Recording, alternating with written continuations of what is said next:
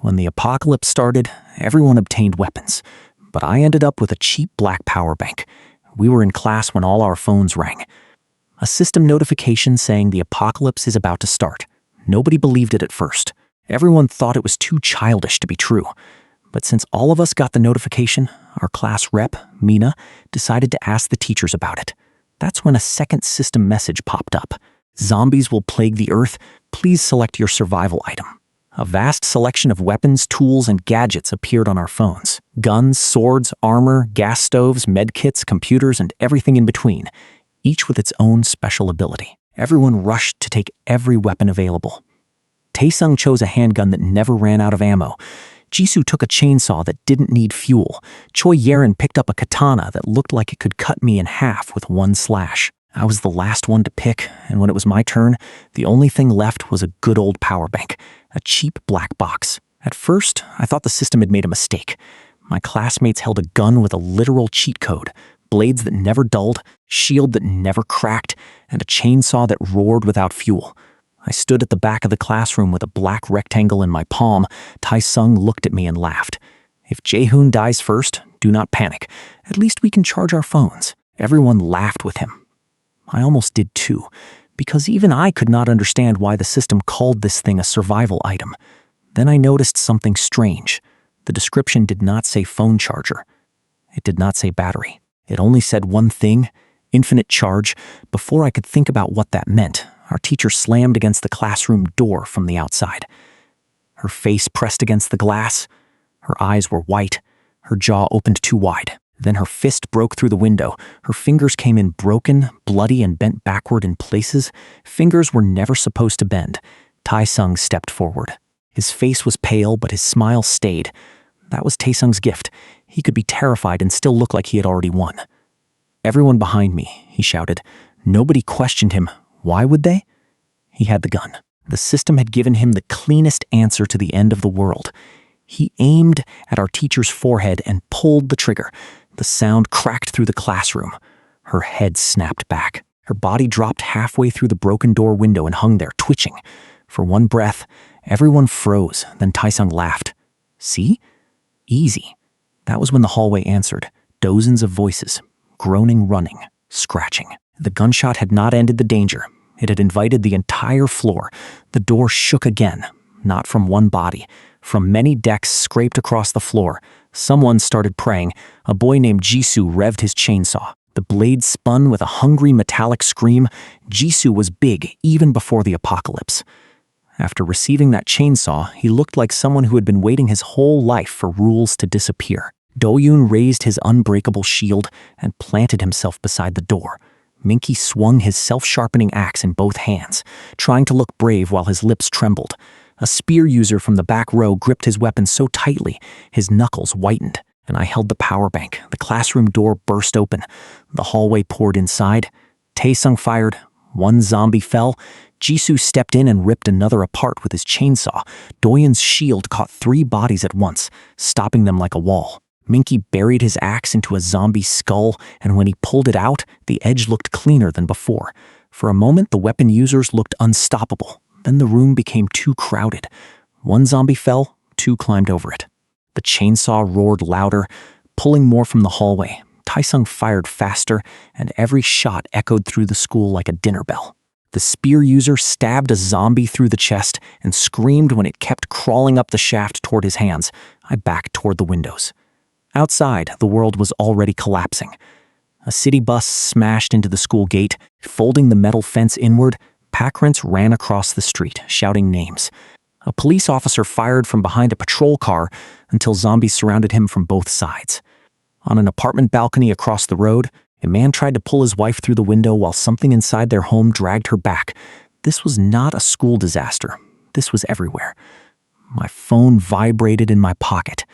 I pulled it out with shaking hands. 1 missed call from Mom. 1 missed call from Dad. Then a message appeared. "Jaehoon, stay inside the school. Your father is coming for you." I stared at the screen. Dad was coming here, through that street, through that chaos. My phone battery blinked red. 2%. The end of the world had arrived, and my last connection to my parents was dying. I plugged the phone into the power bank. The battery jumped from 2% to 100 in seconds. The screen glowed blue. The flashlight turned on by itself, brighter than it had ever been. A zombie crawling under a desk toward me flinched. Its cloudy eyes jerked away from the light. I aimed the phone at its face. It hissed and recoiled. It was not a kill. It was not even an attack. But for 1 second, the thing that wanted to eat me moved away. That second saved my life. I crawled under the desks while the weapon users fought at the door. The phone light flashed across dead faces, blood-slick shoes, and shaking hands. Whenever a zombie reached for me, I pushed the beam into its eyes and slipped past. Taesung noticed. He laughed even while firing. Look at him. Charging his flashlight like a genius. Some of the others laughed too. Fear made people cruel when someone weaker was nearby. Taesung shouted orders. Doyun, front. Jisoo, clear left. Minky, anyone bitten stays behind. His decisions were brutal, but they worked. That was the worst thing about Taesung. He was not stupid. He was not just a bully with a gun. He was fast, charismatic, practical in a way that made scared people obey before they realized what kind of person they were following. We pushed into the hallway. The school had turned into a maze of blood and screaming. A teacher with an endless flame lighter had set a bulletin board on fire. Smoke rolled across the ceiling. A first-year student with a baseball bat that never cracked smashed one zombie's jaw, then froze when another grabbed his shoulder. A girl with a backpack bigger inside than outside ran past us, carrying 3 fire extinguishers and crying for her brother. A boy near the stairs shouted that his little sister was in the elementary building across the courtyard. Taesung grabbed him by the collar. If you open that door, you kill everyone here. She is 8. Then pray she chose better than you. The boy stopped fighting. Nobody helped him. Because Taesung's voice made cruelty sound like math. We reached the second-floor bridge that connected to the old wing. Behind us, zombies filled the stairs. Ahead of us, the bridge door was jammed. Jisoo rammed his chainsaw into the lock. Sparks flew. Doyun held the hallway with his shield. Minky swung his axe until black blood painted the lockers. Taesung fired down the stairs, one bullet after another, each shot dropping a corpse and calling more from below. The bridge door finally cracked open. Students rushed through, weapon users first. People carrying supplies, students who could still run. Then I saw Taesung look at the crowd, then at the zombies, then at me. His eyes became calm. That was when I knew. He shoved me. Both hands slammed into my chest. I fell backward into the hallway. A zombie turned toward me. Taesung shouted, "Move. He will slow them down." Someone screamed my name. I tried to get up. Taesung pointed his gun at the floor beside my hand and fired. The tile exploded. "Stay there. Power bank." The bridge door slammed shut. The lock clicked. Their footsteps vanished. The dead surged toward me. For 1 second, I could not move. I thought of my father running toward the school. I thought of my mother's message. I thought of Taesung laughing. Then a zombie lunged. I shoved the phone light into its face and ran. I did not run heroically. I ran like a rat through broken desks and spilled blood. I crashed into a classroom, slammed the door behind me, and dragged a cabinet in front of it. The zombies hit the other side so hard the cabinet jumped. I threw my body against it. My shoulder burned, the door held, barely the classroom was dark. A cracked television hung above the teacher's table. Desks were overturned, the windows had safety bars. 1 door, 1 exit. Outside that door, the dead gathered because they had watched me enter. That was where I spent the next 3 days, trapped, hungry, listening to fingernails scrape the door. The first day, I thought the zombies would wander away. They did not. The second day, I stopped calling for help. Help made noise. Noise brought hands. The third day, I stopped believing anyone from class would come back. My food was 2 candy bars from someone's bag. My water was half a bottle under a desk. My phone stayed alive because of the power bank, but the signal never returned. I read my mother's last message until the words blurred. "Jaehoon, stay inside the school. Your father is coming for you." I wanted to call. I wanted to run home. I wanted to know if Dad had reached the school gate or died somewhere outside with my name in his mouth. The power bank blinked beside me. 4 blue lights, always full. I picked it up. Taesung's gun had saved people. Jisoo's chainsaw had opened doors. Doyun's shield had held back the dead. My item had kept a phone alive in a classroom where no signal existed. I laughed. It sounded wrong. "You really are useless." The power bank stayed warm. Something inside me snapped. I stood up and threw it at the television. It struck the cracked screen. The impact made a sharp plastic sound. The power bank bounced off the frame and hit the floor. The cable snapped tight. I froze. The cable had changed. It had been a short phone cable. Now it stretched across the floor, thick and black, like an extension cord. The end was no longer a phone plug. It was an outlet, a real outlet. My anger vanished so completely the room felt cold. I crawled toward it. The zombies scraped outside. I touched the cable, warm. Real, the TV plug hung behind the teacher's table. I stared at it, then at the new outlet, then at the door. This was not a miracle. It was a rule. The power bank had touched the TV. Or maybe it had understood the device I wanted to power. The phone charged because the cable fit. The cable changed because the TV needed a different connection. Maybe the item did not care what kind of device it was. Maybe it only needed a valid connection. My mind started moving faster than my fear. The power bank was not only a charger, it was a source that never ran out. I grabbed the TV plug with both hands. My fingers shook so badly I almost dropped it. Outside, a zombie slammed into the door. The cabinet moved an inch. I pushed the plug into the outlet connected to the power bank. For 1 second, nothing happened. Then the blue lights flashed. The television flickered. Static exploded from the speakers. The zombies outside stopped scratching, all at once. I stopped breathing. The cracked screen glowed. An emergency broadcast appeared, distorted and looping. This is a national alert. Stay indoors. Avoid contact with infected individuals. Repeat, avoid contact. The dead outside slammed into the door. They wanted the voice. The sound was working too well. The cabinet scraped backward. Panic rose into my throat. Then I looked at the teacher's table under the TV. If the zombies entered, they would move toward the screen. If I hid under the table, they might pass me. If I pulled the power bank too early, the TV would die and they would turn. If I left it behind, I would escape without the one thing that made the room different. I needed timing, not strength. Timing. I turned the volume up until the emergency voice shook the walls. Then I crawled under the teacher's table and pulled a torn curtain over my body. Dust filled my mouth. I bit my sleeve to stop myself from coughing. From under the table, I stretched one arm out and hooked a chair leg around the cabinet handle. Then I pulled. The cabinet scraped, the zombies pushed, the door opened.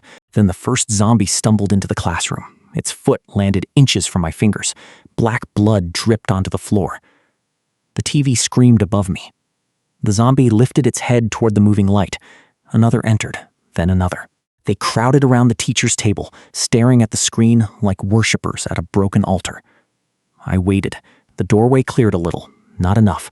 Another zombie entered, then 2 more. My arms slid toward the power bank. The nearest zombie twitched. I froze. The broadcast changed to a siren. The zombie turned back. I grabbed the power bank. The cable tightened. The plug began to slide out. I waited until one zombie bumped the teacher's table and the TV shook. That movement gave me cover. I yanked the power bank free. The screen died. The siren cut off. For half a heartbeat, the room became silent. Every zombie turned. I rolled out from under the table, crawled behind the first row of desks, and sprinted for the door. A dead hand caught my jacket. I twisted out of it and fell into the hallway. The power bank hit the floor beside me. The cable snapped back into its short shape. I grabbed it and ran past broken lockers, past blood-soaked notebooks, past the bridge door where Tai-sung had thrown me away. I did not stop until I reached the maintenance corridor behind the old science wing. I did not enter the first room I found. I was done surviving by accident. I checked every door I could reach. Most had too many windows. Some had broken back exits. Some were close to open hallways where zombies wandered.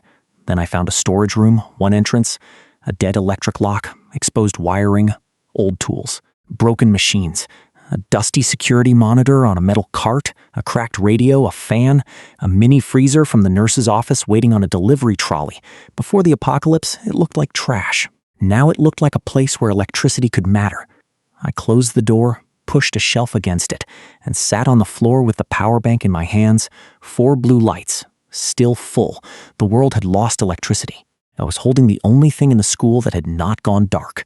That night, the room almost failed. The electric lock clicked twice, buzzed, and died.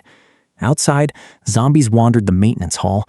One bumped into the door. The handle shook. I grabbed a shelf and shoved it harder against the frame, but the shelf was too light. The door moved again. I looked at the dead lock, wires hung from its side. My fingers were still shaking from the classroom escape, but my mind had already changed. The old Jaehoon would have looked for a weapon. I looked for a connection. I stripped the wire with a utility knife from the toolbox. Copper glimmered under the plastic. When I touched the power bank cable to the exposed wire, the cable reshaped into 2 small clamps. The item was responding again. I connected the clamps. The lock sparked. The bolt slid into place. A zombie slammed into the door. The lock held. Then the wire heated. Too fast. Smoke rose. I grabbed the cable and held it steady with both hands. The metal burned my fingers. The zombie hit the door again. The lock buzzed. I held on. All night, I sat with my back against the wall, both hands wrapped around the burning connection, keeping the door locked while the dead scratched outside. My first shelter was not a base. It was a storage room held shut by a boy too scared to let go. By morning, my fingers were red. The door was still closed. And I was alive. That became the first rule. Power was useless without control. The next day, I searched nearby rooms. Not far. I was not ready for far. I used the power bank to turn on emergency lights for seconds at a time, pulling zombies toward the wrong corners. I powered the cracked radio and caught fragments of voices. A man trapped in a convenience store. A woman warning people to avoid the church shelter. Someone near the bus station begging for insulin. The world outside the school still had survivors. They were people with their own chosen items, their own panic, their own dying batteries. I could not save them. Not yet. Then I heard crying from the nurse's office. At first, I kept walking. Crying meant noise. Noise meant risk. I had enough food for one person, not strangers. Then I heard the girl whisper, "Please wake up. I cannot fail again." I stopped. The nurse's office door had been blocked from outside with a table. Not to keep zombies out, to keep someone in. Through the narrow window, I saw a girl kneeling beside an injured student. Her hair was tied back messily. Her blazer was torn. Her hands were stained red, but they kept moving. Bandage, pressure, check breathing, agon. A white medkit sat beside her. Each time she removed a bandage, another slowly appeared inside. I recognized her, Yoon Seo-yeon. She was not loud. She was the kind of girl who noticed when someone had no umbrella and quietly shared hers without making a performance out of kindness. Once, after Taesung knocked my lunch tray from my hands, Seo-yeon helped me clean it up. She did not laugh. That mattered now. 2 zombies stood near the end of the hallway. More would come if she kept crying. I should have left. Then the injured boy groaned. Seo-yeon pressed harder on his wound. "I am sorry," she whispered. "I knew what to do." Why did I freeze? There it was, a wound deeper than the blood on her hands. I placed the cracked radio on the floor and connected it to the power bank. Static burst from the speaker. I slid it down the hallway. The zombies turned toward the sound. I pulled the table away from the nurse's office door. Seo-yeon looked up. "Jaehoon, can he walk?" She shook her head. Not a bite. I checked. I swear I checked. I looked at the food in my bag. 3 bars, 1 bottle, a few candies. Then at the boy. You cannot build a future by counting every stranger as a burden. That was what Taesung did. I handed her the water. "All of it?" she asked. "All of it." Her eyes widened, the radio static died, the zombies would return. I powered the hallway speaker above the nurse's office and played the school lunch bell at full volume. The cheerful music rang through the corridor. The dead turned away from us. I helped Seo-yeon lift the boy. He was heavier than he looked. My legs shook. The power bank bounced against my chest. We dragged him through the hallway, step by step, while the speaker pulled zombies toward the wrong wing. At the final corner, one zombie noticed us. It sprinted. I shoved Seo-yeon and the boy into the storage room first. Then I slammed the door as the zombie crashed into it. The lock sparked. The cable heated again. I grabbed the wire with my burned hand and forced the connection steady. Seo-yeon grabbed my wrist. "You are burning yourself. Then make him live." She stared at me. Then something in her face hardened. She moved to the injured boy and opened her medkit. This time, her hands did not freeze. She cleaned the wound, wrapped it, checked his breathing, changed the bandage, used every supply the medkit gave her. When the zombie outside finally wandered away, I let go of the wire. My palm was red and blistered. My food was almost gone. My shelter had gained 2 mouths, but the injured boy was breathing. Seo-yeon sat back, shaking. "I froze during a family emergency once," she said softly. My grandmother collapsed. I knew what to do, but my body did not move. She survived because help came fast. I hated myself after that. She looked at the med kit. When I chose this, I thought maybe I could stop being useless. I looked at the boy. You did. She looked at my burned hand. So did you. That night, the storage room changed. Soo-yeon organized the supplies, bandages on one shelf, water hidden behind tools, food counted and divided. The injured boy slept under a curtain. I powered one emergency lamp and hung it from a pipe. The light was weak, but steady. For the first time, the room did not feel like a hiding place. Then the food began to rot. The cafeteria supplies I had found were already warm. Medicine from the nurse's office needed cold storage. The injured boy developed a fever before sunrise. Soo-yeon opened her med kit, but her face tightened. Some medicine will spoil without refrigeration. I looked at the dead mini freezer. It had a plug. I had the power bank. The freezer started when I connected it. The hum was loud enough to travel through the vents. Within minutes, zombies gathered in the hall. The door shook. Soo-yeon looked at the injured boy. If the medicine spoils, he dies. I stared at the freezer, then at the vent, then at the broken fan in the corner. I powered the fan and aimed it at the opposite vent, pushing the sound away from our door. Then I powered a hallway speaker farther down the corridor and played a few seconds of static every time the zombies came close. The dead drifted toward the louder sound. The freezer kept humming. Cold air gathered inside. Soo-yeon touched the freezer door like it was a miracle. You made a clinic out of junk. Part of one. That is still more than Tae-sung gave us. I did not answer, but I remembered the bridge, his hands on my chest, his gun pointed at my feet, his voice calling me power bank. Days passed. Our shelter gained systems because problems forced them into existence. A door almost failed, so I powered the lock. Medicine needed cold storage, so we powered a freezer. Zombies followed sound, so we used speakers. The radio caught civilian voices at night, proving the city was alive in fragments. Some voices were honest, some were traps, some were only screams. I wanted to search for my parents. Every night, I stared at the dark road beyond the school and imagined home. My phone stayed charged. That almost made it worse. A dead phone would have let me stop hoping. A charged phone with no signal made me check again and again. No signal, no new message. Still, I kept it alive, because the moment one bar returned, I wanted to answer. On the 8th night, the lock failed again. Not from zombies, from my bad wiring. A fuse burned. The door clicked open. I grabbed the cable, but the connection sparked and died. Outside, a shadow moved. The handle turned. Soo-yeon lifted a metal tray. I tried to force the clamps back onto the wire, then a voice whispered from the hallway. Stop. You are overloading a damaged actuator. I froze. Across the hall, behind a fallen cabinet, a girl crouched with a technical toolkit clutched to her chest. Dust covered her glasses. Her hair was tied with a pencil. Kang Haniel, science club genius. The girl who always corrected teachers politely and made everyone else feel stupid without meaning to. A zombie shuffled near the stairwell. Haniel saw it, her face drained of color. She froze completely, not hiding, not thinking, frozen. The zombie turned toward her. I grabbed the old projector from the shelf and plugged it into the power bank. The cable thickened. The projector flickered alive. A white square exploded on the wall behind the zombie. It turned toward the light. I rolled the projector down the hallway. The cable stretched. Too far, the power bank tugged in my hand. Haniel still had not moved. Haniel, I hissed. Crawl. She blinked. Another zombie appeared at the stairwell. The cable lay across the floor, dangerously close to their feet. If they stepped on it, they could drag the power bank into the horde. I had a choice. Pull back and save my item, or keep the projector alive long enough for her to cross. Tae-sung would have chosen the item. That made my decision easy. I let the cable stretch. The first zombie stepped on it. The power bank slipped from my hand and skidded across the floor. My heart stopped. Haniel suddenly moved. She lunged, grabbed the power bank with both hands, and rolled toward the storage room. I caught her sleeve and pulled her in. Soo-yeon slammed the door. The projector died. The zombies turned back and hit the door seconds later. Haniel lay on the floor, breathing hard, still clutching the power bank like it was a bomb. Then she looked at me.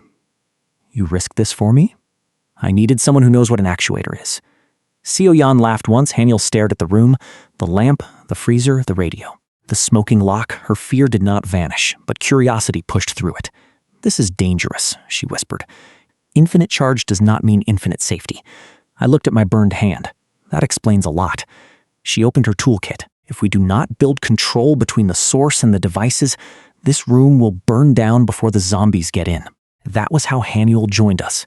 Not as someone I rescued and protected, as someone who saved us from my own ignorance. She built a crude switchboard from a broken science panel. She added fuses so the wires stopped heating immediately. She rewired the electric lock so I did not need to hold the cable by hand. She made blackout shutters from motorized display panels. She built warning alarms with parts from the science prep room. When I stared too long at the switchboard, she pushed up her cracked glasses and said, "Do not touch anything unless you want to become part of the circuit." Seo-yeon smiled. "She worries when she insults you." Haniel dropped a screwdriver. "I do not." Her ears turned red. I said, "Noted. Do not note it." The shelter became more than a room. Seo-yeon kept people alive. Haniel kept systems stable. I kept finding dead machines and asking what they could become. Then our secrecy failed. One night, a thin line of light escaped through a gap in the blackout cloth.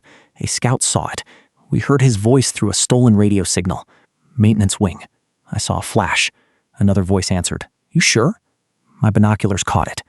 Haniel turned pale. Enhanced binoculars. The scout was one of Taesung's people, Riwon. Riwon did not fight like Jisoo or Minky. He did something worse. He made us feel watched. His item let him see through smoke, dust, rain, and distance. Until then, we had survived because we were hidden. Now someone was looking. Haniel's hands started shaking over the switchboard. Seo-yeon placed one hand over hers. "Look at the wire," she whispered. "Not the hallway." Haniel breathed in. Her fingers moved. Fast, clean, precise. I connected the power bank. The dead hallway camera blinked awake. The monitor showed two shadows at the end of the corridor. I powered a speaker behind them and played a faint cough from the far stairwell. They turned. Then I cut our lamp and triggered an emergency light 2 corridors away. Riwon raised his binoculars toward the wrong glow. They moved away. When their footsteps faded, Haniel slid to the floor. Seo-yeon hugged her before she could apologize. I stared at the camera feed. A dead hallway had become our eye. A hiding place had become a concealed base. And somewhere in the school, Taesung now knew Power Bank Boy was alive. Outside our shelter, Taesung was building something ugly. A faction. Not a random gang. A system of fear. He controlled the faculty lounge, the cafeteria route, and the east stairs. He fed people by raiding weaker rooms. He protected followers with his gun. He rewarded obedience. He punished hesitation. He called it order. People believed him because order feels good when everything else is screaming. His lieutenants became names people whispered. Doyoon, the shield user, protected the front line. Jisoo, the chainsaw user, broke barriers. Bake Sarah used a ribbon that never tore and a voice sweet enough to poison trust. Riwon watched with enhanced binoculars. Minky, the axe user, became Taesung's threat when words failed. Taesung had not collapsed after the first day. He had grown. That made him the real enemy. Then Choi Yerin arrived. I first saw her through the camera outside the gym. She moved through zombies with a katana that never chipped, never cracked, and never lost its edge. Her posture was perfect. Her uniform was torn. Her face looked like she was personally offended by the apocalypse. 3 younger students hid behind her. She was protecting them, but her pride made every step dangerous. She fought every zombie in front of her, even when she could have avoided them. Then Jisoo appeared at the end of the hallway. His chainsaw roared. Yerin raised her katana. Haniel leaned toward the monitor. "That is bad." Seo-yeon asked. "Who is she?" "Choi Yerin," Haniel said. "Kendo club captain. Terrifying. Also probably thinks retreat is a disease." On screen, Jisoo grinned. "Pretty sword. Want to test it?" Yerin attacked first. Her katana cut Jisoo's sleeve. Blood sprayed, but the chainsaw did not slow. Jisoo swung and tore through a locker, sending sparks across the hall. The noise pulled zombies from both sides. The younger students screamed. Saving her would cost us secrecy. Maybe the shelter, maybe everything. I powered the hallway speakers near the gym and blasted the cafeteria bell. Every zombie turned toward the sound. At the same time, I triggered a powered gate Haniel had built from the broken lock system. It slammed down between Jisoo and the younger students. Jisoo turned. "Who did that?" Taesung's voice crackled through a radio. "Maintenance wing." The signal came from there. Haniel whispered. "They know." Yerin used the opening. She cut Jisoo across the thigh and dragged the younger students along the emergency lights we triggered. When she reached our door, she aimed her katana at me. "Explain." I looked at the blade. "You are welcome." Seo-yeon stepped forward. He saved you. Yeren's eyes flashed. I did not need saving. Behind her, one younger student began crying. Yeren flinched. That hurt her more than my words could have. Inside, she inspected everything: the freezer, the wires, the switchboard, the cameras, the power bank. So this is what Taesung wants. I said, he wants everything useful. And you hide here? Yes, her expression tightened. With that item, you should attack first. You sound like someone who fights every problem directly. She stepped closer. And you sound like someone who hides behind wires. I met her eyes. Yes, that stopped her. I pointed toward the narrow hallway outside. That corridor is too tight for numbers. With your katana and our gates, 10 enemies become one enemy 10 times. Her anger shifted. You want my sword inside your trap. I want your sword in a battlefield that respects it. Her ears turned pink. She looked away. Acceptable. Haniel whispered. That means she likes it. Yeren snapped. I heard that. That was how our group became 4.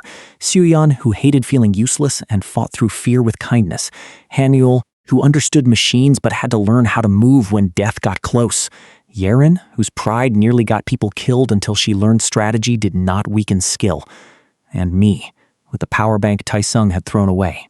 Taesung tested us before attacking. First, he sent Sarah. She stood outside the gate crying. Seo-yeon, please. Taesung has wounded students. He will kill them if you do not help. Seo-yeon went pale. Sarah knew exactly where to press. The fear of failing someone again. Yeren said, Trap! Seo-yeon whispered, What if it is not? I handed her the microphone. Then help without opening the door. Seo-yeon took it with shaking hands. If there are wounded, bring them to the camera. Leave weapons behind. I will guide treatment from here. Sarah's crying stopped for half a breath. Too short for most people, long enough for us. Sarah's soft face changed. You think that makes you special? She hissed. He keeps you close because you are useful. The moment your medkit runs dry, he will choose someone else. Seo-yeon stepped to the speaker. Then I will help while I still can. Sarah's eyes narrowed.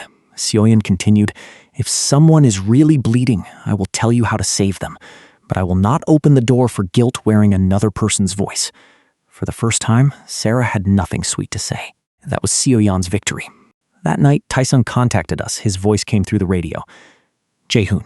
I picked it up. Taesung. He laughed softly. You sound healthier than expected. You sound disappointed. I made a decision. It saved people. You mean it saved useful people. And now look at you. Alive because I forced you to become useful. You should thank me. I know what your item does. Infinite electricity. You are wasting it in a storage room with 3 girls and a freezer. I said nothing. He took my silence as fear. Bring it to me. Join my group. With my leadership and your power, we can control the school. He said, I have a gun, a shield, a chainsaw, an axe, a scout, and numbers. You have a closet and a cable. I looked at Haniel. She nodded. I looked at Seo-yeon. She tightened her med kit strap. I looked at Yeren. She smiled like the katana had been waiting for permission. I pressed the radio. Then come take it. Taesung attacked after dark. Doyun came first with the shield raised. 10 fighters moved behind him. Taesung walked at the rear with his handgun lowered, relaxed, confident. Jisoo moved toward the storage wall with his chainsaw. Sarah approached from the nurse's office corridor. Minky came through the side hallway. They attacked every route at once. To them, our shelter looked weak. That was the point. We had not built a castle. We had turned an ordinary part of the school into a circuit. The power bank sat under our command table, plugged into Haniel's switchboard. Its outlet fed 3 extension lines. One line powered the door magnets, speakers, and warning buzzers. One line powered the lights, cameras, and monitors. One line ran into the floor strips, hidden emergency lamps, and old fire door release. The power bank gave the power. Haniel gave it direction. She had turned one cheap black rectangle into the heart of the whole shelter. Doyun slammed into the first barricade. It was a classroom door reinforced with desks, cabinet doors, and metal shelving screwed into the frame. The shield hit it once. The wood cracked. Second hit, the upper hinge tore loose. Hanul whispered, First barricade is failing. Let it. Doyun hit it again. The barricade broke inward exactly as we expected. He stumbled over the desk legs we had left behind the door. Taesung's fighters rushed after him. Then the hallway lights died. A heartbeat later, 2 emergency lamps behind them exploded with white glare. The light hit their eyes from behind and from the side. Doyun raised his shield, but he could only block one direction. Yeren moved through the blind angle. Her katana flashed. She did not kill. She disarmed. A belt cut. A wrist struck. A knife fell. A pipe spun across the floor. Everyone was down in a flash. But when Yeren let her guard down, a gunshot from the door, it was Taesung. A silencer attached to his gun, the bullet clipped Yeren's shoulder and spun her back. Haniel instantly turned the lights off. Yeren retreated as fast as she could. While Taesung kept firing randomly in the dark, Seoyeon immediately tends to her wound. Yeren clenched her teeth. "I can still fight." "I believe you," Seoyeon said. "That is why I am stopping the bleeding quickly." At the storage wall, Jisoo's chainsaw tore through the plywood we had nailed across the old supply room entrance. He thought he had found a weak side path. He did not know Haniel had chosen that wall for him. The moment his chainsaw broke through, I looked at Haniel. Now. She flipped 3 switches at once. The old-school siren screamed. The hallway speakers burst to life. A recording of human voices, running footsteps, and banging metal echoed from inside the supply room. Then another speaker answered from the stairwell. Then another from the cafeteria corridor. Jisoo froze. His 3 attackers looked around. "What is that?" Haniel had wired every spare speaker she could find into one ugly circuit. The sound did not stay in our shelter. It ran through the maintenance wing, then the stairwell, then the cafeteria hall, then the second-floor corridor. A trail of noise leading straight to Jisoo. For 1 second, the school went silent. Then the dead answered, from below, from above, from every hallway we had been avoiding for days. Hands slammed against lockers, feet dragged across stairs, bodies hit doors. Jisoo's grin vanished. The first zombie appeared at the end of the corridor, then 5 more behind it, then the stairwell door shook under dozens of hands. His goons backed away. "Jisoo!" Jisoo revved his chainsaw. "Hold them!" But the sound only made it worse. The zombies turned toward him like the whole school had heard his name. Haniel cut our speaker line. The shelter went quiet. Jisoo's chainsaw was the loudest thing left. Every dead thing in that wing followed it. His attackers broke first. They ran. Jisoo cursed and swung at the nearest zombie, cutting it down, but 3 more climbed over it. Then 10, then more. He had no choice. He ran after his own men, dragging the horde away from our storage wall. In the side corridor, Minky smashed every device he saw Capnator. Speaker, wirebox he was learning. He did not fall for light or sound. He broke the system piece by piece. That made him dangerous. The more he destroyed, the darker our map became. 1 camera feed died, then another. The monitor showed static. Haniel's hand tightened on the switchboard. He is cutting our eyes. Yeren watched the last working camera. He is mine. Yeren slipped into the narrow hallway we had prepared. 2 walls, 1 row of lockers, 1 crooked rubber mat, 1 hanging emergency light. Minky grinned when he saw her. "You may be the captain of the kendo team, but that doesn't mean you can fight me with a handicap." "I don't even need both hands for someone like you," Yeren answered. Axe and katana collided. Steel rang through the corridor. Minky was stronger. Yeren was faster. But she didn't let pride get the best of her. She let herself get pushed back. On purpose, Minky thought he was getting the best of her, so he kept attacking aggressively. At the center of the hallway, an old rubber floor mat lay crooked near the lockers. It looked harmless. That was why Minky ignored it. But beneath the edge of the mat, Haniel had hidden 2 thin copper strips from the science lab, taped flat against the floor and covered with dirty water from a mop bucket. The mat hid the wire. The water did the rest. Haniel waited until both of Minky's boots splashed onto the wet copper path. Then she flipped the switch. Electricity snapped across the puddle. Minky's legs locked for half a second. That was all Yeren needed. Her katana cut the axe handle below the head. The weapon fell apart. She struck his jaw with the hilt. Minky dropped. Yeren stood over him and whispered, "Strategy is acceptable." Haniel cheered through the earpiece. Yeren snapped, "It's not over yet." Then Taesung reached the inner room. His people were scattered. His lieutenants were trapped or down, but he still had the gun. And the inner room was not protected by some impossible gate. Now it was the last door between Taesung and the power bank. Taesung shot the lock panel once, twice. The old fire door jolted. The magnetic holder sparked. The fire door swung open. Taesung stepped into the command room. For the first time since the bridge, we faced each other. He saw everything, not a throne room, not a bunker, a school storage room filled with stolen desks, science wires, labeled switches, extension cords, cracked monitors, taped camera feeds, and a cheap black power bank glowing inside a metal toolbox. Seoyeon stood with her medkit. Haniel stood at the switchboard. Yeren stood wounded but steady with her katana. Taesung smiled slowly. Impressive. He raised the gun toward Haniul. Step away from the board. I stepped forward, pointed at me. He laughed. Heroic, useless but heroic. He aimed at my chest. You know your problem, Jaehoon? You think you are different from me. But you use traps. You lock people in rooms. You use zombies. You are just me with better lighting. The words hit harder than I wanted, because some of them were true. I had built traps. I had used fear. I had turned a storage room into a machine that punished the wrong step. Taesung saw my hesitation. He enjoyed it. Give me the power bank. No one moved. Taesung pressed the barrel harder toward me. Now, Seo-yeon stepped closer, but I lifted one hand to stop her. Yeren's grip tightened around her katana. Haniul's face went white. She knew what would happen if I unplugged it. So did I. The power bank was not just a battery anymore. It was our light, our locks, our eyes, our voice in the halls, our only reason the dead had not swallowed this place. I reached under the table. I pulled the power bank from its cradle. The switchboard died. The monitors went black. The freezer stopped humming. The lights vanished. The speakers fell silent. The entire shelter lost its heartbeat at once. For the first time in weeks, the maintenance wing returned to the darkness of the apocalypse. Taesung stepped closer and took the power bank from my hand. The moment it left my palm, something in my chest felt empty. He lifted it like a trophy. This is what you built everything around? He laughed softly. A charger. I lowered my head. For 1 second, I let him believe he had won. Then my heel shifted.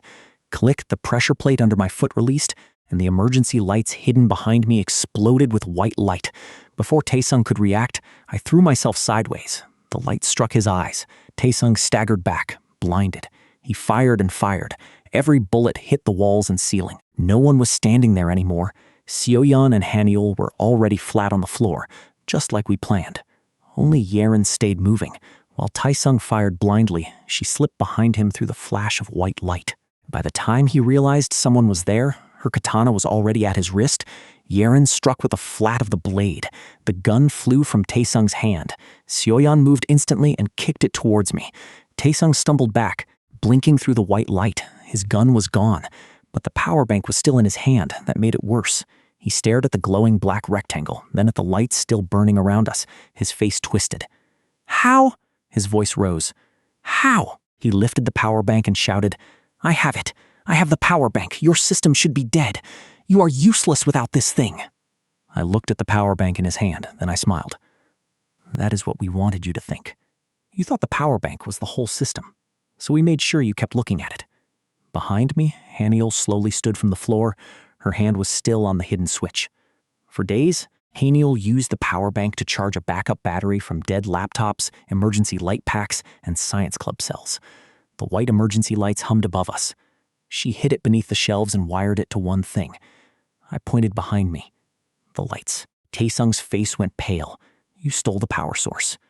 I looked at Haniul's switchboard. But you did not steal our power. Haniul's voice shook, but her eyes were sharp. Then suddenly, Taesung lunged at me, trying to steal the gun from my hand. But Choi Yeren's draw was way faster than he was. He slashed Taesung's shoulder, making sure she didn't accidentally unalive him. Taesung fell down and grabbed his wounded shoulder. I caught the power bank with my other hand. For the first time, Kang Taesung looked up at me from below. His gun was gone, his people were trapped, and the power bank he stole had not saved him. Taesung spat. Do it. I stared at him. The bridge returned in my mind, his hands, his laugh, his voice calling me dead weight. Behind me, Seo-yeon said my name softly, not begging. Just reminding me who was watching. I crouched in front of him. No. Taesung's eyes shook. You are letting me live? I am letting you understand. I plugged the power bank back into the outlet cable. The switchboard brightened. The monitors steadied. The freezer hummed again. The camera feeds sharpened one by one. I turned Taesung's face toward the main monitor. The security cameras outside the school flickered across the screen. The front entrance was crushed under the city bus. Zombies filled the courtyard like floodwater. Beyond the fence, the street was worse. Cars sat dead in the road. Apartment windows blinked with small survivor lights. Smoke rose from distant towers. Farther out, the whole district lay in darkness. The school was only one glowing dot inside a dead city. Taesung laughed through clenched teeth. You think this little shelter matters? I looked at the power bank in my hand. No, the room went silent. I looked back at him. This is just the beginning. Taesung stopped laughing. I held the power bank where he could see it. You looked at this and saw a worthless charger. We saw the first piece of something bigger. The monitor showed the dead street outside the school. I pointed at it. First, we restore power to this school.